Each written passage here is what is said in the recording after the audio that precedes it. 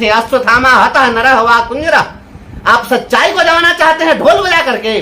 Mister मेगम्बो, jail जाने की करो तैयारी, लग गया है परिवर्तनकारी। दरिया अब तेरी खैर नहीं, बूंदों ने बगावत कर ली है। नादान समझ बुजदिल इनको, लहरों ने बगावत कर ली है। हम परवाने हैं मौत समा, मरने का किसको खौफ यहाँ। अरे तलवार तुझे झुकना होगा, गर्दन ने बगावत कर ली है।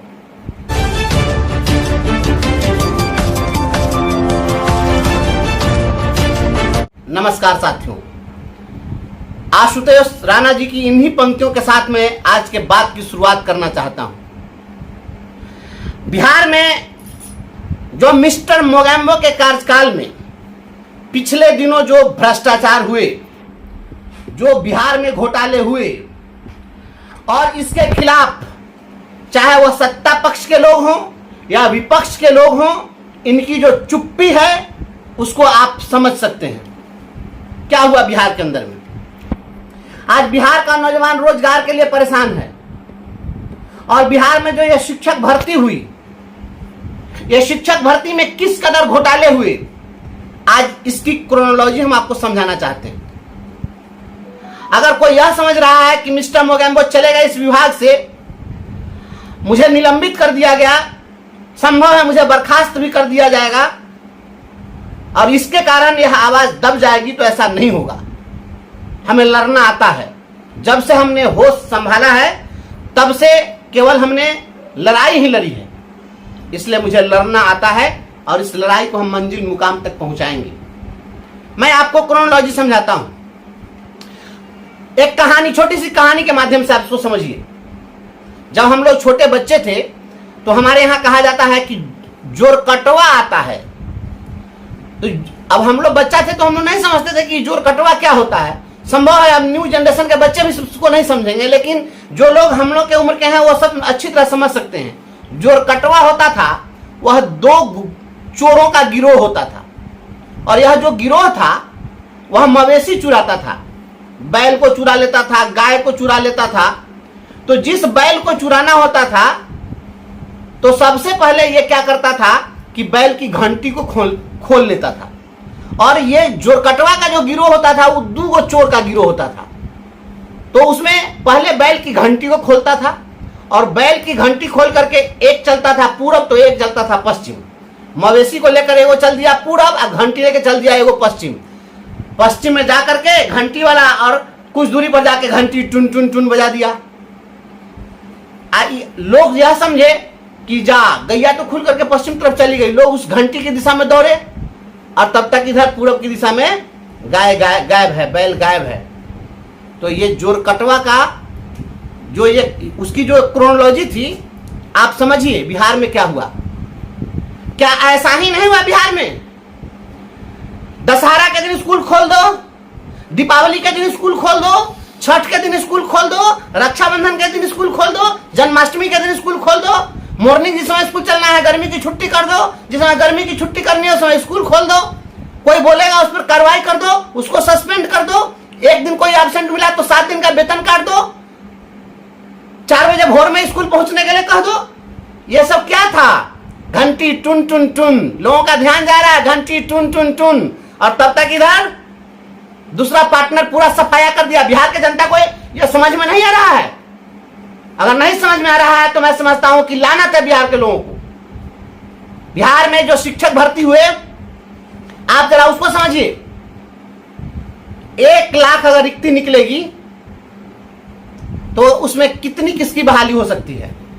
50% पहले से आरक्षण था, 10% ईडब्ल्यूएस को आरक्षण दिया गया तो 60% हो गया। बचे के 40% में उस 40% का 50% महिलाओं के लिए आरक्षित था। मतलब उस 40% में 20% महिला, उसमें दूसरे राज्य की महिलाओं को आरक्षण नहीं मिल सकता है, तो बच गए 20%।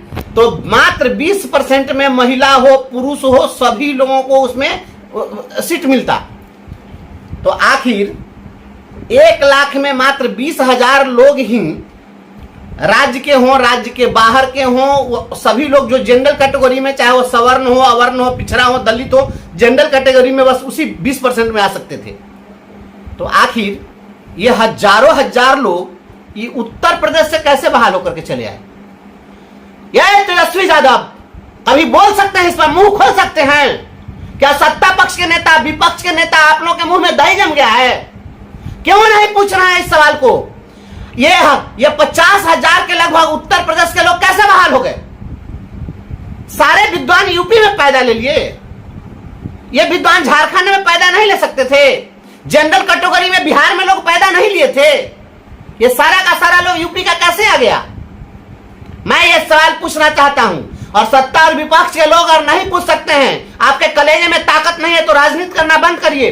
बिहार के नौजवानों के साथ गद्दारी हुई है, बिहार के नौजवानों के साथ छल हुआ है, और एक कैंडिडेट से 10 से 15 लाख रुपया लेकर के और बहाली हुई है। जब ये पेपर लीक का माफिया जब पकड़ा गया, उसमें पंकज गुप्ता जो समस्तीपुर का था, उसने बताया कि किस प्रकार से इसमें यूपी के लोग जुड़े हुए थे, और उत्तर प्रदेश में क्वेश्चन किस प्रकार से बेचा गया, और किस प्रकार से जो Uttar Pradesh public service commission के द्वारा जिस एजेंसी को ब्लैकलिस्टेड किया गया था, उस एजेंसी को क्वेश्चन छापने के लिए दिया गया।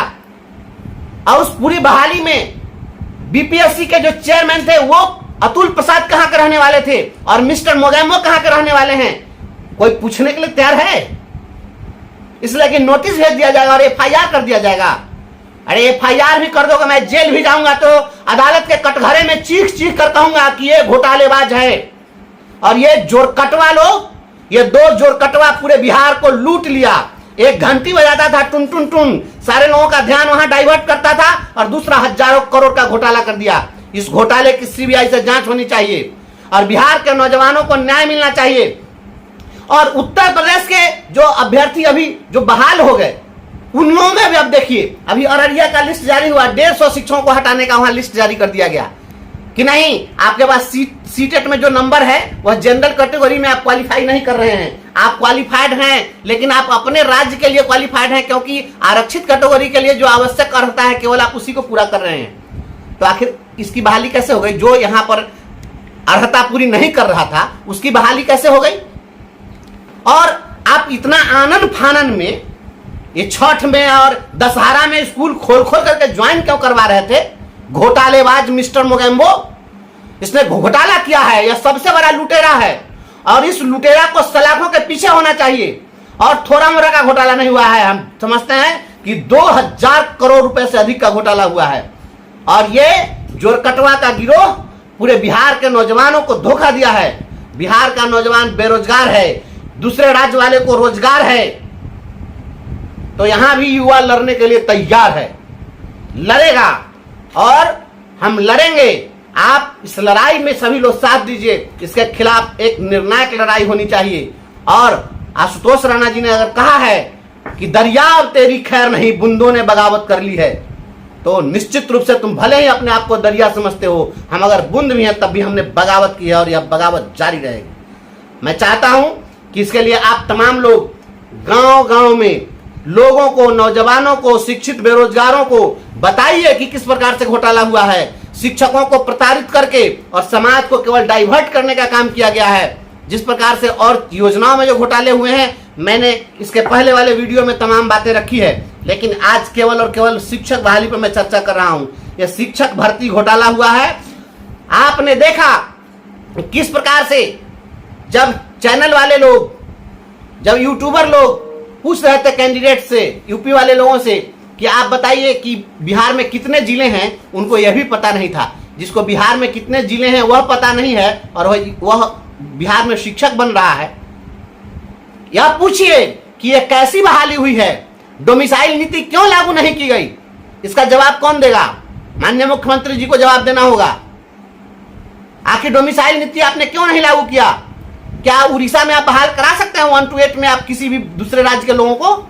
मैंने तत्कालीन शिक्षा मंत्री आदरणीय चंद्रशेखर जी के आवास पर जाकर 2-2 घंटा बैठ के बंद कमरे में उनको हमने बताया कि किस प्रकार से आप बहाली कर सकते हैं और कैसे डोमिसाइल लागू कर सकते हैं। तमाम बातें हमने बताई थी, लेकिन ये लोग चूंकि जो बैठे हुए थे, ये ब्यूरोक्रेट्स, ये दोनों ब्यूरोक्रेट्स, ये जोरकटवा का गिरोह, यह जो है यह जिस तरीके से किया, यह चूंकि घोटाला करना था, इसलिए डोमिसाइल की नीति जो है चलने नहीं दिया गया।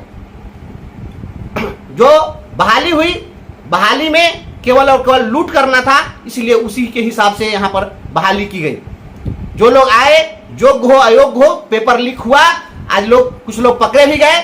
आज जब हटाने की बात हो रही है तो आखिर इसका जिम्मेवार कौन है? और इतने दिनों तक जो लोग बहाल रहे, अगर वो बहाल नहीं होते और योग्य अभ्यर्थी यदि बहाल होता तो बिहार का नौजवान बहाल होता, तो वह तो रिक्ति चली गई। उतना तो बिहार के नौजवान को रोजगार मिल सकता था। तो बिहार के नौजवान को आपने रोजगार से वंचित करने का काम किया है, इसका जवाब देना होगा। आने वाले विधानसभा चुनाव में इसका जवाब आम पब्लिक पूछे, इसलिए हर नौजवान तक यह वीडियो पहुंचना चाहिए, हर लोगों तक यह बात पहुंचनी चाहिए और इस क्रोनोलॉजी को पहुंचाइए कि एक तरफ घंटी बजा के ढोल मजीरा बजा रहे थे, अश्वत्थामा हता नरः वा कुंजरा।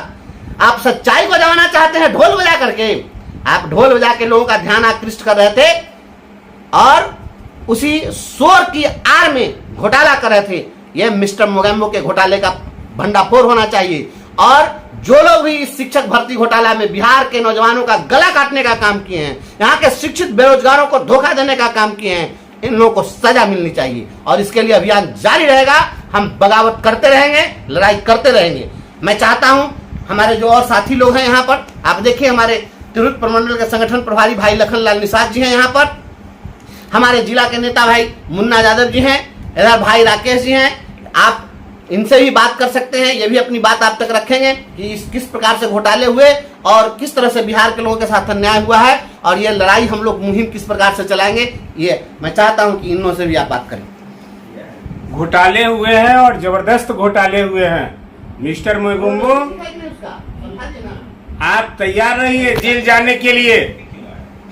परिवर्तनकारी ने ये ठान लिया है, मिस्टर मोगेम्बो जेल जाने की करो तैयारी, लग गया है परिवर्तनकारी। और जोरदार रूप से हम लोग लगे हुए हैं, सारा हिसाब किताब होगा। और माननीय प्रदेश अध्यक्ष जी ने कहा है कि जुरकटवा का गिरोह, सही में जो जुरकटवा का जो गिरोह था उसने अपना सफल अभियान चला लिया है, लेकिन परिवर्तनकारी भी लग गया है और हजारों करोड़ रुपए का जो घोटाला है उसका पर्दाफाश करने के लिए हम लोग तैयार हैं। और हमने राज्यपाल महोदय को ज्ञापन भी दिया है कि सीबीआई जांच की मांगो और हर संभव प्रयास रहेगा कि सीबीआई जांच की मांगो। जय परिवर्तनकारी, जय शिक्षक संघ, जय बिहार के नौजवान। जिस प्रकार हमारे अध्यक्ष जी ने बताया कि बिहार के शिक्षक बहाली में जो किस तरह से घोटाला किया गया या बिहार के युवा शिक्षित बेरोजगार के लिए अच्छी बात नहीं है। हुआ जो मिसाइल नीति को खत्म किया गया यूपी के दो गिरोह के द्वारा, एक अतुल प्रसाद जी और एक मिस्टर मोगेम्बो के पाठक जी के द्वारा, इसमें बिहार के नवयुवक के हक को छीना गया। अगर सही ढंग से बहाली की जाती तो हमारे बिहार के शिक्षित बेरोजगार लड़कों को ज़्यादा मौका मिलता। आज हुआ क्या, पेपर लीक कर दिया गया, यूपी में क्वेश्चन एग्जाम से 2 दिन पहले बंटने लगा और सारे के सारे यूपी के लोग यहाँ बहाल हो गए।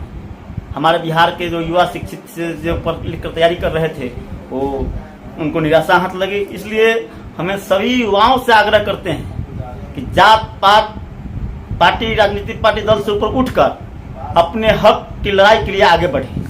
जब तक आप लोग आगे नहीं बढ़िएगा, ये सरकार इसी तरह शिक्षित बेरोजगारों को कुचलती रहेगी और शिक्षा माफिया गिरोह सब मिलकर पैसा लूटने का काम करता रहेगा।